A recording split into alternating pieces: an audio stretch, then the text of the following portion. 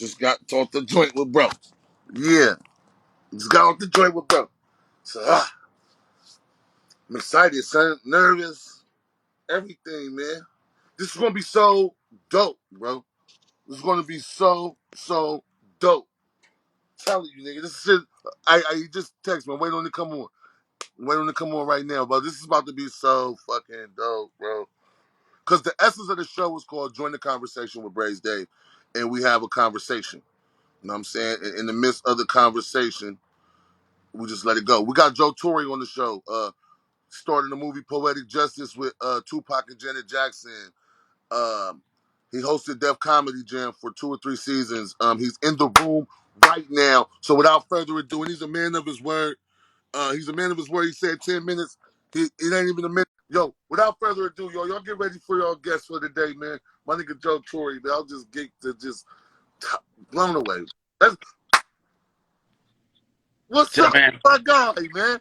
What's going on, man? What's cracking with you? How you doing, bro? I'm good. I'm good. Hey, yo, man, thank you so much for being on my platform and joining the conversation with Braze Dave, bro.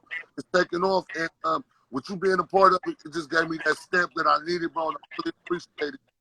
The premise of the show is just like we have a conversation, and a lot of people see where we at, but they don't know about what it took, the valleys and the peaks, stuff like that.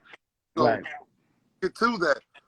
How did you even start with the entertainment journey, period? Like, tell me about young Joe Torry. I mean, what age you talking about? Let's start high school. High school. I mean, high school. I mean, very athletic, ambitious. I played football, wrestled, track. I was a big football wrestler. That's what got me to college. Went to college on a football wrestling scholarship. Lincoln University. It's the 6th oldest HBC, historically black college, up in Jefferson City, Missouri. So I majored in mass communication, journalism, broadcasting, which covered radio, TV, print. So that's why I kind of mastered basically, how to. I know what I always want to do as far as writing jokes. I mean, not writing jokes, but being an entertainment business, but being able to know how to structure it, control it, and learn every facet of it, from the business end to the performance end, to the producer end of it. I mean, that all those are available. So all the platforms that, at my time, which was radio, TV, that basically had to, you had to know. You either had to get on the radio, knew how to act. You wanted to be on television. So the production part of it, and writing is, as comedians, you got to know how to write. So yeah, that was my whole thing, man. To always just keep myself centered around stuff that I would want to do, which is entertainment. So I just put myself in situations. Wanted to be entertainment. Period. Say what? So you knew at a very young age you wanted to be. Oh yeah. I knew that. I was a military brat, man. So we traveled around. I was born in Virginia, Newport News, Virginia. I've lived in Jamaica, Queens, New York, Seaside, California, a little bit of DC, a little bit of South Carolina, but St. Louis is where I finished. I finished grade school, high school. That's what put the seasoning on me. So that's what I claim.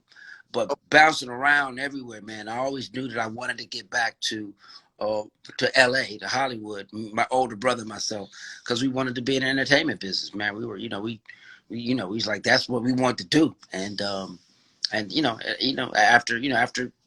I got grown, and honed my skills, I just made it a career. That's it.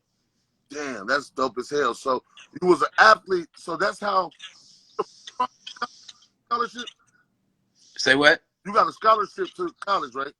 Yeah, football and wrestling. I was a state champ wrestler, so I wrestled like year round. That's what I'm known for, wrestling and all that MMA and stuff. I used to do that when I was, in high school. So I was great. I was good at that. And the Q-Dog.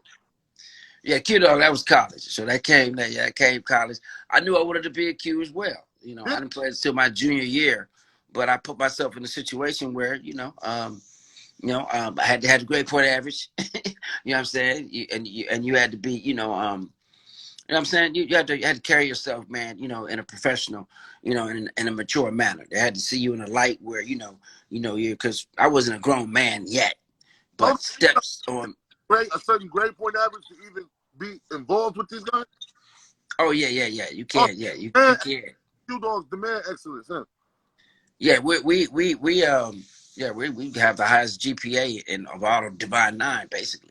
Yeah, and we demand that you gotta have, at least when I came in, you had to have a 2.5 or better. So when I went online, I had a 3.4 grade point average. So Hell. And all right, so boom, you in college, so now you pledge and Q and everything. You finish college, and then what happened? no, I didn't really want to go to college, man. What? I wanted to just finish high school and go to LA, just be a star, just started from there. But my coach told me he was like, nah, man. It was like, it was like you said, these are the best 4 years of your life.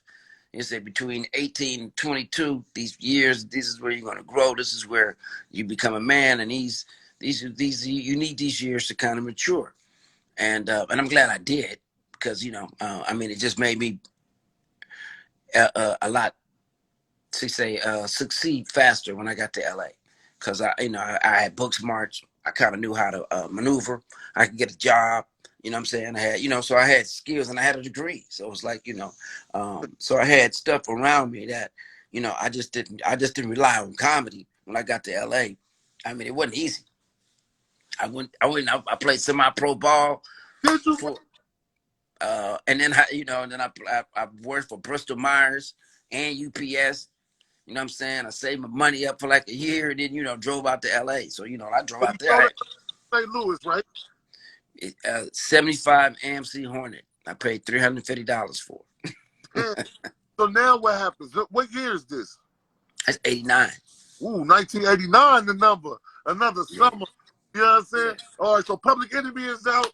You know what I'm saying? You move to LA, that's the vibe and shit. So what's your moves? What's your first moves you start making immediately? Because I know LA get you out these days. I bet it was into the No, 90s. my older brother lived out there. He was in the military. He came out as an officer. So I stayed with him for like 3 months.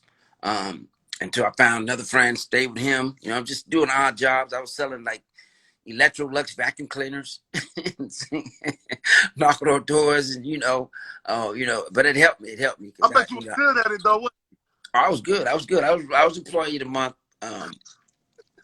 But it helped me learn LA. I was doing that by day and telling jokes by night. You know what I'm saying? Driving all over LA at night, trying to make the Comedy Store, get on at the Improv, get on at wherever I could get on at, man. And they wasn't letting you just on like that. It was like, yeah, you got 3 minutes in 3 months. I'm like, what?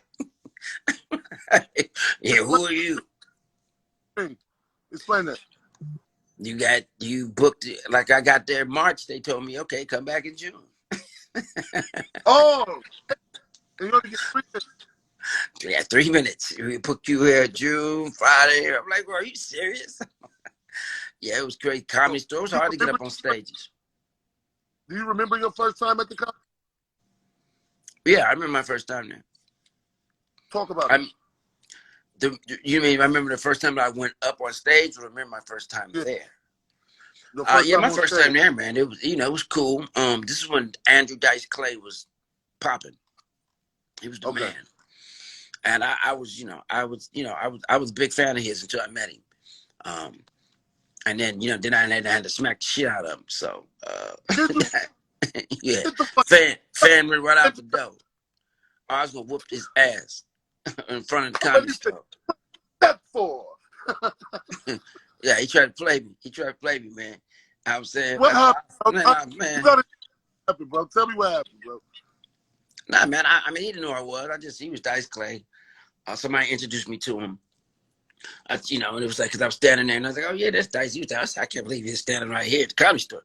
So then, somebody said, yeah, young coming out. I said, yeah, man. He said, yeah, you performing tonight? I said, yeah, I'll probably be going on later. I don't know. He said, yeah, well.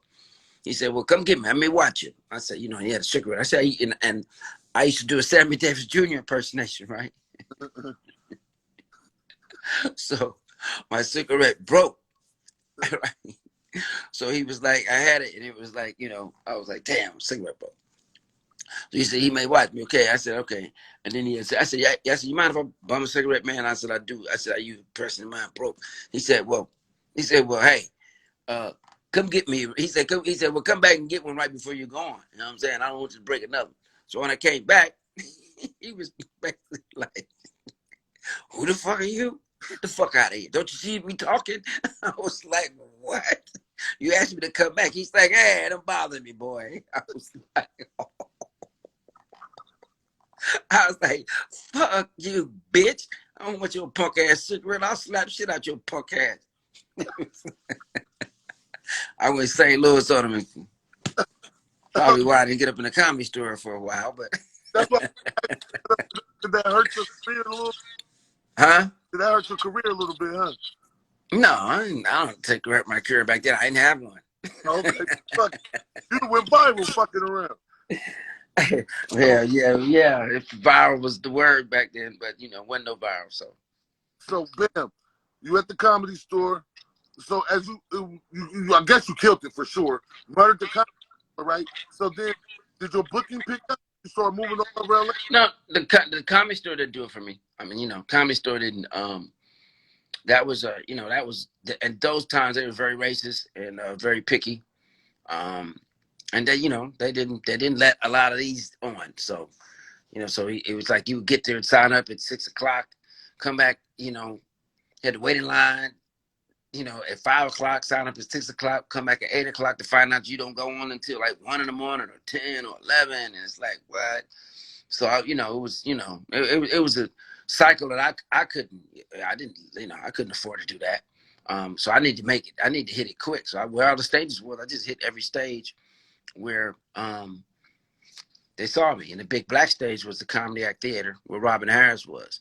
Oh, And okay. that's where In Living Color, everybody was found out of there. The Comedy Act, because Tucker and Living Color had their showcases. That's where the white people would come. Robbie Reed would come. Eddie Murphy would come. Magic Johnson. That was our big main stage. So when I got on that stage, that's when I got discovered. John Singleton saw me. Boom. And then that's when the Poetic Justice thing happens. Well, before that happened, who else saw me? It was this other chick who saw me. She actually works for Martin now. She saw me, and I did Amen. So she saw me performing down there. This is after Robin Harris died, and it was on Valentine's Day. Holly Berry was in there with Wesley. I didn't even know who Holly was. I knew who Wesley. I was like, oh, and it was the first sitcom, so it was Amen, and I played Ice Pick. And she saw me on stage, and she was like, "That's you, you're Ice Pick." And I was like, you know what I'm saying? But what's crazy about that is because when Robin Harris was alive, we all, I got a chance to to open up for him. As this group, this improv group. And all the agents, everybody in Hollywood saw us, and they was like, "Yo, we want you. We want you to come read for us." So that was a Saturday night. Some Monday, I come. I didn't know it was an audition. It was for 227. Okay, man.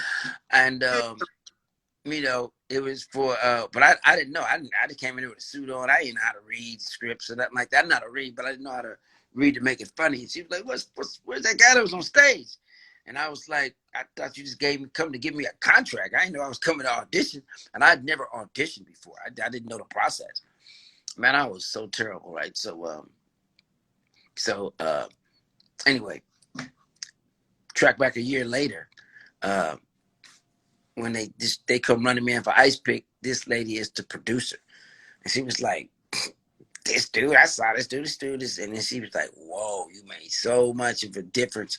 They already had the role cast, and they drove me straight to the producers, got all them back together, because the role was already cast, and they said, this is the guy that we need to do this. And I got the part, and that was my first big part. Amen. And then Strictly Business.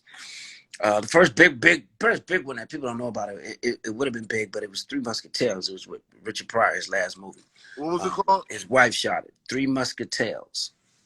Okay, you was in there. It was like a family film, storybook film, and he was reading. He was like an old drunk guy that fell asleep in the woods, and he was reading these fables. We happened to be in them, and it was about the Three Musketeers, not the Three Musketeers. Yeah, that movie ever sort of like that. No, man, no, I never did. All right, so look, Robin, so you was out there when Tommy Davidson and Martin and all them running around. Oh yeah, that, yeah. Tommy Martin had it on lock, man. Yeah, Tommy was on fire. I think he had all the jobs. He had that contract with Coming to America with Eddie Murphy. That TV show was out. Martin had just coming off of that What's Happening Now, but Martin had been popping. Martin had been doing a bunch of stuff, bunch of movies, and then that what's that show that's like American Idol now. It was like I forgot what it was. The Voice or shit like that. It was that, but before that it was Star Search. Americans. Star Search. Star Search. Yeah, With exactly. everything. Exactly. So Star Search, then he did that. So Martin was so his name was out there already. You know what I'm saying? And that's what you gotta know about followers, because I was funny and Jamie and I, people knew us, but we didn't have names. You know what I mean? So when it came to Name is James Fox. Eric Bishop, that's his name. Yep. Yep. I heard about that. Damn. They Yeah. always went around. It was all love though. Yeah, man. We all, man, back then, I mean, I had love for everybody unless you stole my joke. And then you got your ass whooped. But I just about helped just about everybody. Either be better or help them with their jokes or punch them up or guide them in a certain way. That's how we were back in the day, man. We kind of just wanted to see everybody win and everybody make it. So it was like I wasn't intimidated by you because you don't play with the same instrument I do. You know what I'm saying? I play the drums, you play the fucking horn. You know what I'm saying? Right. We all are musicians, but we don't play the same instruments. So, Right. So my tune is gonna be a little, different, but I'll be able to help you stay on note for who you are. Unless you can be the whole band. 'Cause some people can't be the whole band. But those people like, Jamie Foxx's, the Tommy Davis's, the ones who sing, dance, Yeah. do the voices, they got the whole package. Right. Like, hey. All right, so before I move on from that, God bless Robin Williams, man. He helped a lot of comics out. Robin Harris. Yeah, Robin Harris. Could you share Robin Harris' story? I mean, I got a lot of Robin Harris stories, man. I mean, he bought me my first $100 pair of shoes for my birthday. When I only knew him a year because he died like a year after I got there. But we were best friends, man. He used to pick me up, take me everywhere. But that's how I got in the Harlem Nights. Because he was on the set, so he used to bring me on the set. So I used to sit there and watch and learn. Like I said, watch how, okay, this is how you do it. Even though I went to school for mass communication, journalism, and broadcast, I never took a drama class. And I never knew how to, I did TV stuff, but film is different. So I used to sit on the set and just watch on Harlem Nights, watch the greats do it. And I met Red Fox, Sammy Davis Jr. I got to become friends with Richard Pryor later. But yeah, that was that was a blessing right there. And if anything, that's what he did, man. He just he taught me a whole lot real quick. Wow, that's amazing, bro. I didn't even know you was in Harlem Nights, bro. I was an extra. Hey, I was an extra. Hey, I was an extra in House Party 1 too. A lot of people don't know that. He brought me on the set of House Party 1, and I was I was an extra in that in the lunchroom scene when they right before they get ready to get beat up, they back the chair out and I'm looking like that. And if you go back, you'll be like, oh, that's Joe Torry. Robin Harris was cold with the jokes, like he would crack on your ass. Oh yeah, he was good. He was good with mastering the stage. You know what I'm saying? He could crack on that way, but when it comes to just straight out gunfire,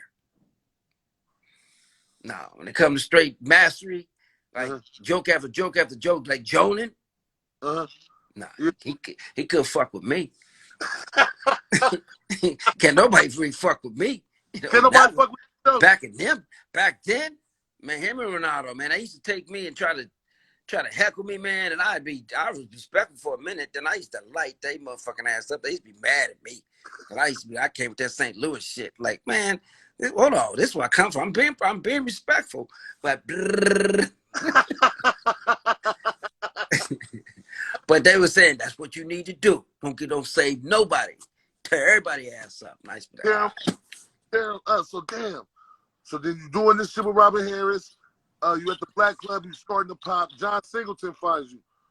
Yeah. Yeah, he saw me at the Comedy Act. He just, he was. I think he had written Boys in the Hood, or he was writing it. And he was telling me he's gonna put me in a movie. I didn't know he was. He's like, I used to start some corny four-eyed dude in the back of the club, and he kept his word. And Robbie Reed had this. She has this barbecue that she's been doing for years, and Robin Harris's valet, who was Robbie Reed. Robbie Reed's a casting director, one of the best in the business. Cast all Spike Lee movies, Eddie Murphy movies, stuff like that. All different world. Because she just Google Robbie Reed, big sister of mine. So that was her boyfriend. So it was like relationship wise, he kept me in front of her like, oh, this dude funny. So kind of like the relationship between her and getting me on and getting agents to come down and see me. I mean, it all was organic. You know what I'm saying? It was all, a lot of praying. I did, trust me, a lot of praying. It ain't just, I mean, you have to hit the ball once you get up to bat. I used to knock it out the park all the time. So it was like when Robin put his foot on the line for me. Very prepared. Oh, I knocked it out. Yeah, when Robbie Reed when John Singleton took me, because I was, he's like, who is this? Everybody had acting classes. I mean, everybody's been acting since they was like 12.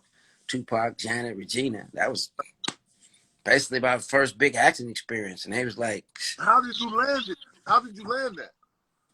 Right place, right time, man.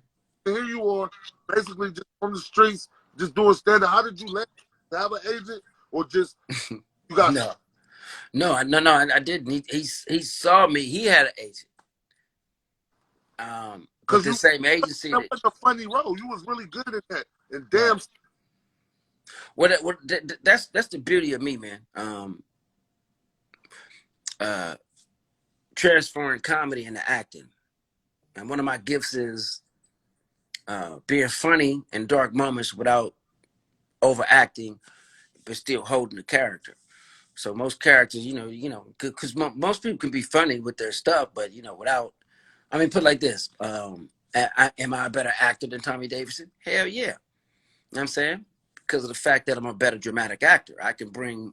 I'm not. You don't see Tommy as a serious actor because he's always in so many characters. You can't take him seriously. And has he ever played a serious role in a movie where he's not using all his gifts and not being funny without being slapstick? So without just being funny and acting. So if you go and you see most of my movies, Poetic Justice, Sprung, Tales from the Hood, Motive 1, Motives 2, I'm playing some serious characters. Yeah. But they're funny moments. And that I'm, you know what I'm saying? So it's like, so I just ain't trying to be overly funny and trying to find a joke. It's like, no, I know how to be funny and bring the funny out of the audience without, being the Joker. Right. So tell us, bro. We want to know, man. You got to tell us that whole Poetic Justice experience. Like, what was that even like? Like, what was it like when you met Janet? Did you have a relationship with Tupac prior to? Did you know? No. Tupac, that was John's doing. I still had to go in there and audition with Jada Pinkett, audition with Monica Calhoun and Regina King. Because they all auditioned for the role, for Regina's role. Okay. But John knew who he wanted, but the studio was like, well, we want to see some other people. So when we was in there getting, he was like, yeah, I knew it. Oh, yep, that's it. That's it. He's Chicago. So, and then, Tupac, that just happened because Ice Cube, got a big head and didn't want to, he didn't call John back. And he wanted to play my part. He wanted to play, the abusive boyfriend. And John was like, no. So he got a little big head. Ice Cube, that part was written for Ice Cube. Ice Cube said he turned that role down because he didn't like in the script that Tupac flipped on him behind a chick that he just met. That's not it. That's not it? No. What was it? He was an asshole. He wouldn't call John back. And then when he did, he wanted to play my character. He wanted to be more abusive. He wanted to, John was like, fuck that. That ain't what we doing here. Damn. That's what John told me. Okay. So he got Tupac, who was a better actor, far better actor. Tupac, I mean, Ice Cube was cool, but Ice Cube can't act. He acts like Ice Cube. Yo, go this way, man. Yo, come on, man. He acts like Ice Cube. He's Ice Cube. So it's like you pay to get nothing against that, but he's fucking Ice Cube. Every fucking thing he do. Right, right. So, but I mean, but so I'm saying, I mean, Tupac was an actor. Right. What was it like working with Tupac? I mean, it was great. Tupac was cool, man. I mean, he turned 21 during the movie. Oh. So y'all that night, huh? Say what? Y'all had a party and all that type shit? So he down there killed us. Then they fucking flipped his Jeep truck because he didn't know how to drive. Then they killed me, him, and John during the first week of filming. Oh, yeah. They got us as drivers for the rest of this trip. He didn't flip that Jeep coming from when we was doing the picnic scene. Oh yeah, cousin. Hey, yeah, one of those things. Yeah, he's like, shit, come through the park. Yeah, that wasn't gonna happen. Yeah, but no, Tupac was cool, man. But he was a young man. Like I said, he turned 21, so you got to understand the mindset. I mean, I got a son that's 27. I mean, I'm still, I have to whoop his ass every other week. You know what I mean? So, right. I had an 18-year-old. I choke out during COVID. You know what I'm saying? So, you can imagine 20-year-old rapper going through the stuff he went through up in Oakland, doing this movie. And I think he knew that he wasn't the first choice. Yeah, I think he knew that, Ice Cube was supposed to did it. So you come in, but he was on point, man. He was the one. Damn. My little brother. He's like my little brother, man. We had our differences because we shot for like 12 weeks. So it's like, come on, it's a long time to be in each other's face. So you learn some things, you get tired of some things, and Janet and Regina was always the most professional.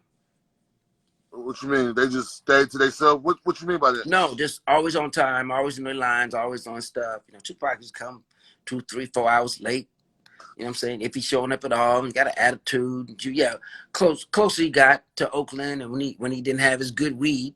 You know what I'm saying? So yeah, he became a little bad little boy. And so. But I said he was 21 at the time. And this is after Juice, I believe. So this is right after Juice, yeah. Yeah. So what Tupac did you get? Did you get the aggressive thug life Tupac? No. He wasn't thug life yet. Yeah. Okay. Matter of fact, he got 50 niggas tattooed on his chest during the movie of Poetic Jet, during the filming. It was like, dude, what are you doing? We're filming a movie. You got a sex scene with Janet, nigga. Right. I don't know if they got him with his shirt off on now, but now you got bandages. Now we got to worry about a tattoo for the first. I mean, you got a fight scene and shit. Fuck, dude. You get a tattoo. You get 50 niggas tattooed on your chest. Stupid shit like that. Yeah. Damn. Y'all did have an epic fight scene too, man. That was crazy. It looked a little intense. Like, was y'all like playing, or did it kind of get a little? They wanted it a lot more intense, but we cut it down because they thought he was like, he was cowboy scene. And I said, we boys, we ain't gonna be fighting like this long. He was fighting like 5 minutes. We was punching and rolling around and throwing. I said, nigga, not in the desert. We wasn't that mad. Like, it's like he gonna get a punch in, I'm gonna get some shit in, it's gonna be over with. You know what I'm saying? But during rehearsal, he kept, during different cuts, not rehearsal.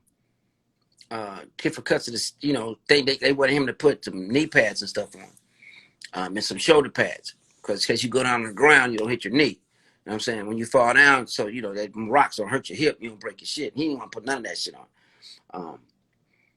So he punched me in the fucking mouth, for real, going hard. And I was telling him I said, hey man, when we go live, don't be coming all the way through like that, dude. You didn't hit me last time. So he went, came through, he hit me, man. I flipped him. I broke his fucking shoulder. Man, I grabbed him, I moved that wasn't in the thing, bop, boom, put his ass on the fucking ground. Like, his shoulder was fucked up for a minute, too. I was like, dude, what the fuck wrong with you? I had blood and shit in my mouth for real. I was like, nigga, so hit me for real. Not that I gave a fuck. Hey. Damn, that's incredible, bro. So the movie wraps up. What was the premiere like with that motherfucker, man? Oh, that was cool. I mean, Pac was cool, man. I'm talking about the movie. The premiere was crazy, man. Hollywood Boulevard, a lot of people flew in for it. It was, Janet there. It was like what those real Hollywood premieres. You know what I'm saying? You walk Uh-huh. the red carpet and you there, and you know what I'm saying. It was everything what we needed, man. I mean, I was at that one, and I got to be at the Malcolm X premiere with John Singleton. He took me to that one. Flew in private jet to New York. That was crazy right there. Crazy. Denzel. Yeah, yeah. The Malcolm X premiere was bananas. What? Talk about it. I mean, no, it was just the way we flew in for it, man. I mean, it was there, and he took me on a private plane. That not private plane, but it was the Grand Dam. They don't have them no more. I mean, this is a big. I got pictures of it. Had like cabins on the plane where you can turn your seat around, and yeah, it's ridiculous. And that had grand class. Then they had first class. It was called Grand Dam. Yeah, boo, that was crazy.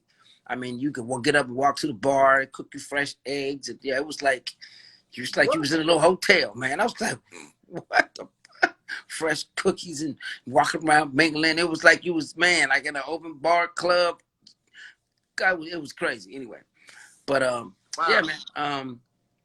Yeah, I was that was very powerful. Go to New York to see it, and put the pictures and go to that and see it done. But I mean, a lot of them, man. I mean, a lot of great things. Like some people was asking me how was it working with Clarence Williams III, and Tales in the Hood, which is another guy who taught me a whole lot. You know what I'm saying? Uh-huh. Clarence Williams III, who's linked for the Mod Squad. So that was my man DeAndre Bonds. Peace to him, who's out. He's on Uh-huh. John's show now, Mm-hmm. huh? The little homie that just got rid. Yeah. He did 13, man. He did 13. Yeah. Little Damn homie. actor, bro.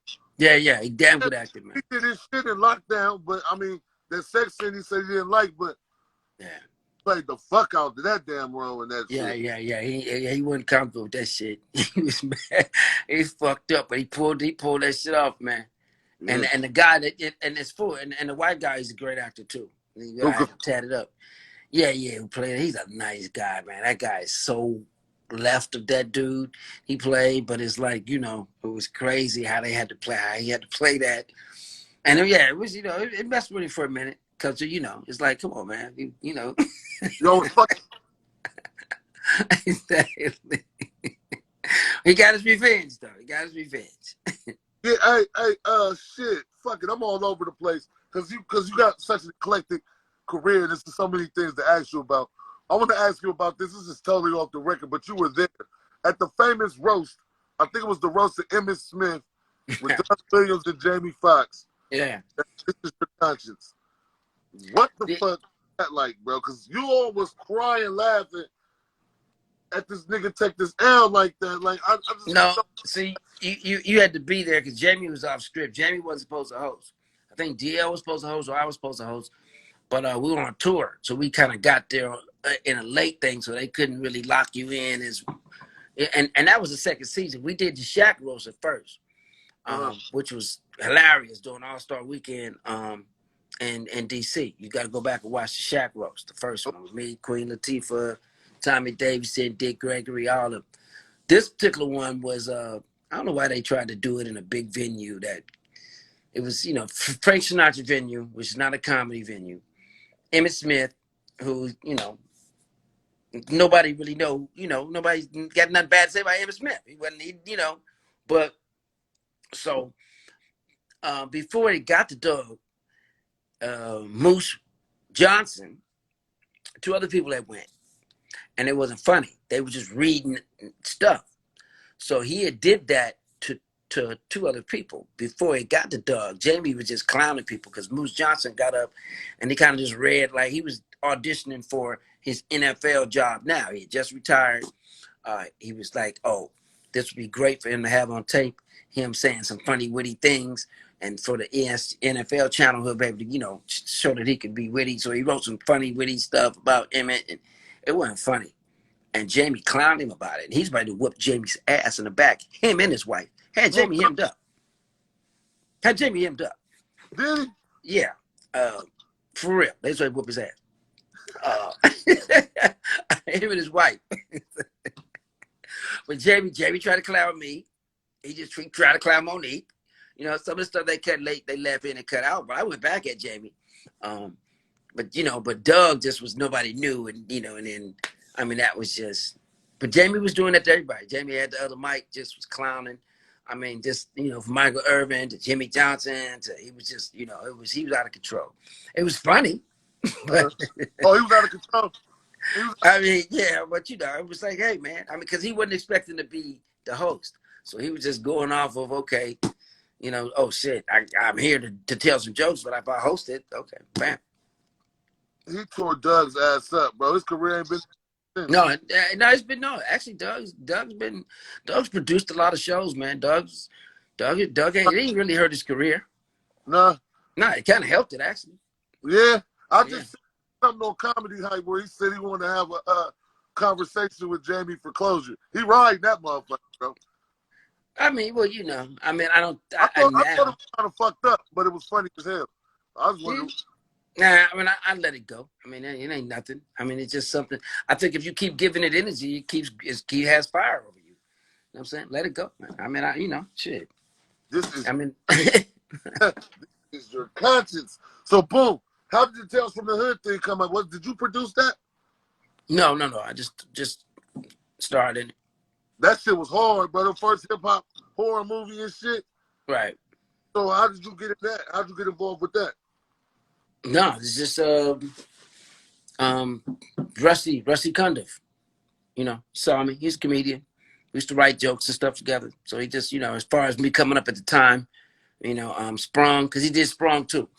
So Fear of a Black Hat, Sprung, Tales in the Hood, that's Rusty Cundiff. He was the writer. So he knew he wanted me for that part. And you know, and for a bunch of other stuff. And then, you know, so it was, you know, because actually Tales in the Hood, we were I went to audition for Friday during the same time where I was shooting Tales of the Hood.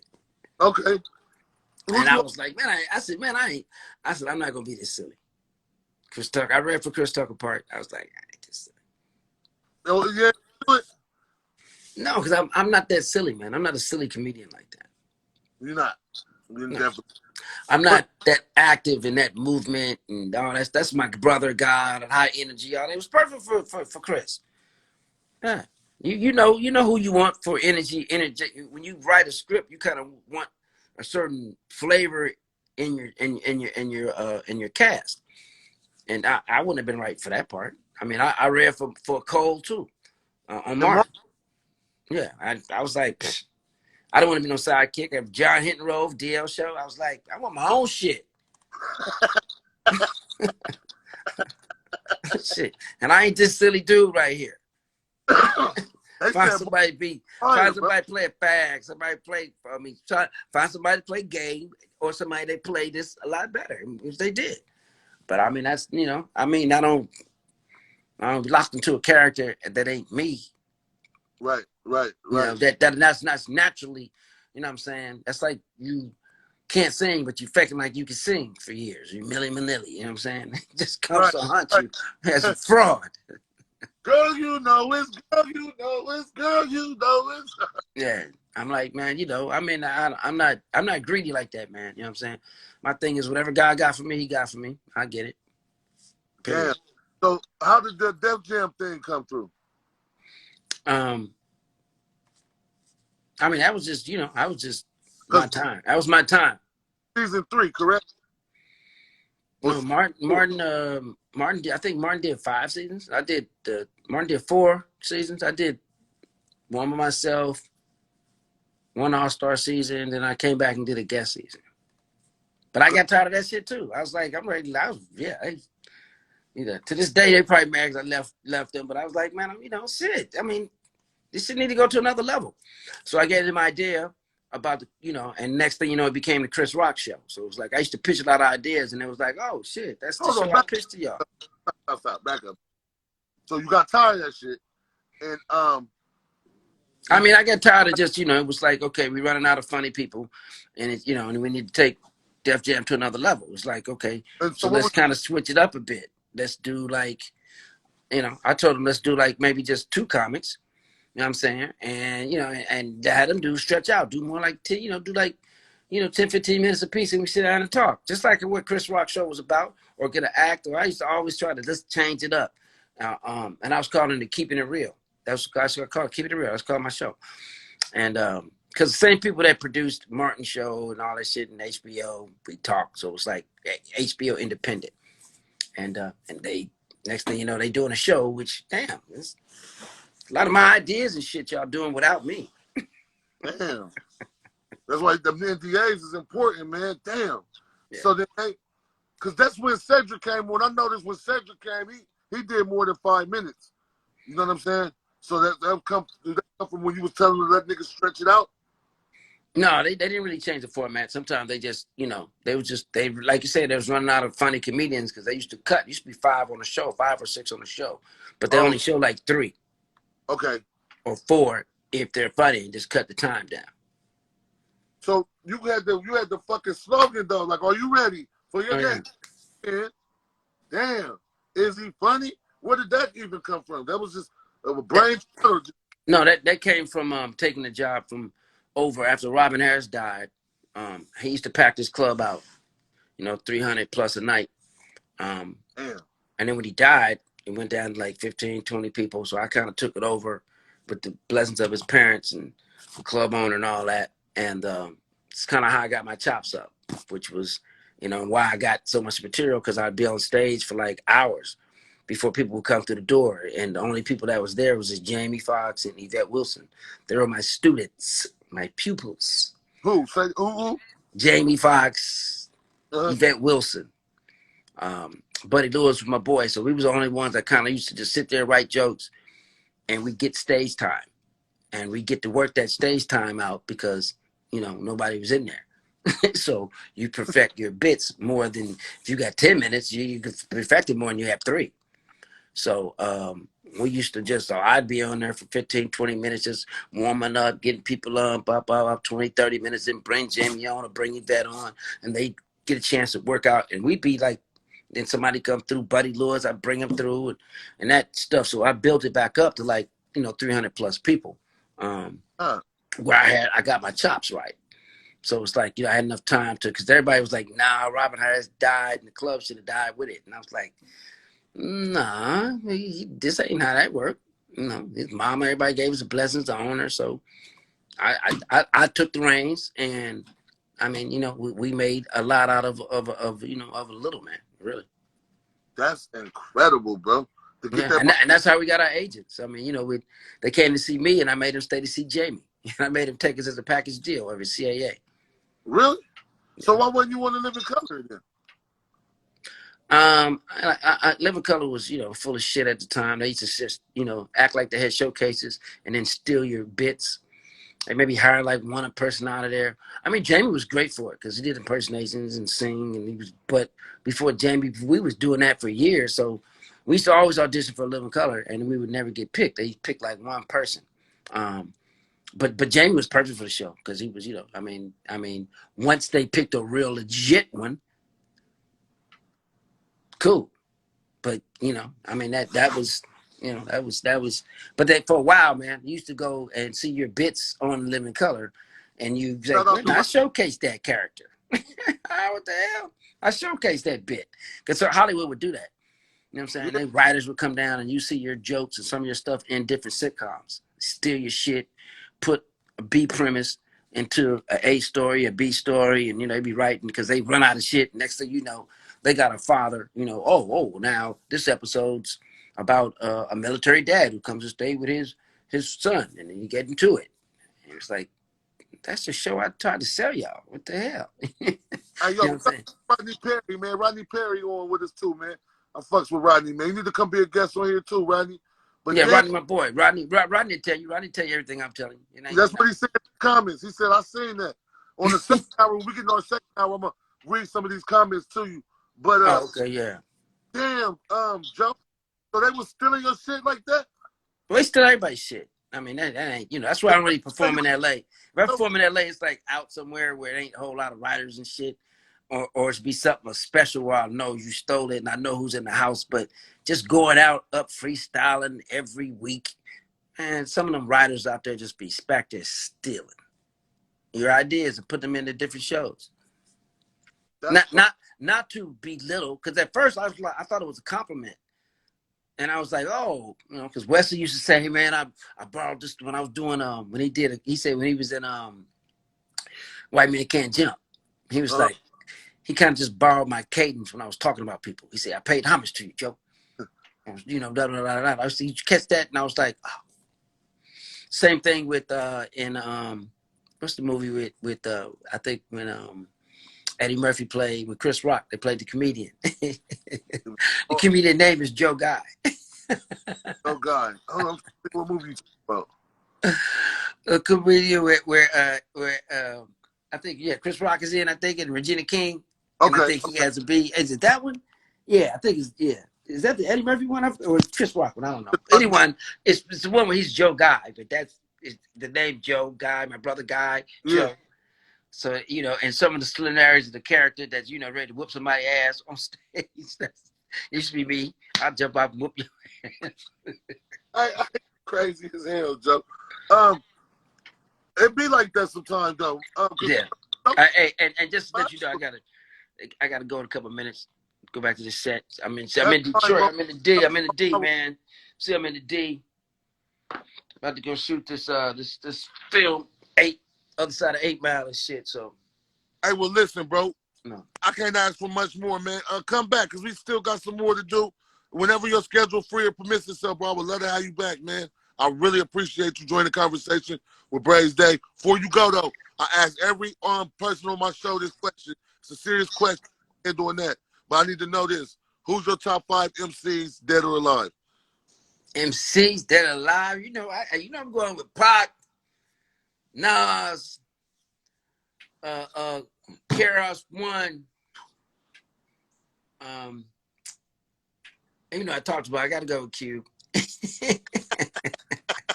Q got me through. So he got me through the desert when I was driving out here. I was like, yo, the old Q.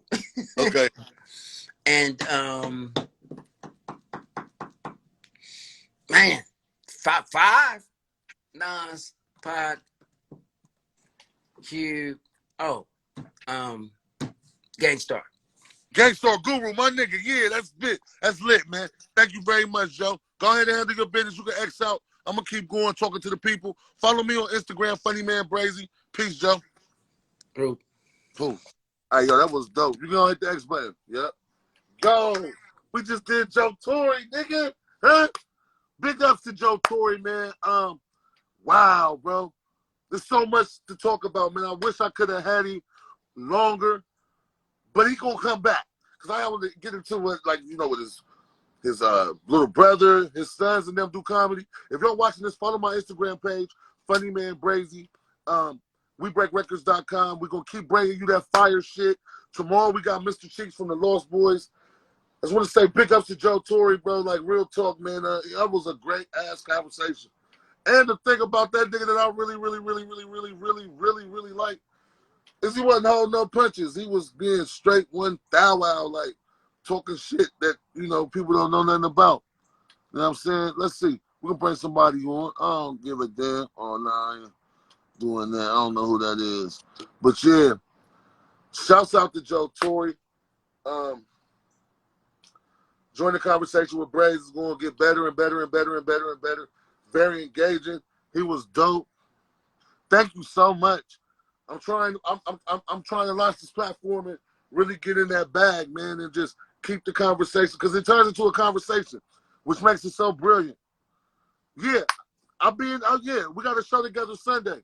You know what I'm saying? I'm excited about that. You know, that'd be my 4th time working with Joey. Joey, I headlined a show one time, and Joe was the motherfucking host. He hosted the show I headlined, bro. Stretched out, did 30 minutes. How you doing, man? What's your name? Where you calling from, brother? Calling from L.A., man. Joe's my boy. I be trying to do stand-up with his son Cameron. We out here doing our thing, you know what I mean? Word. How'd you enjoy the show? Man, say again? How you enjoy the show? I did. You asked him a lot of good questions. And I think they were real impactful. Joe's a funny guy.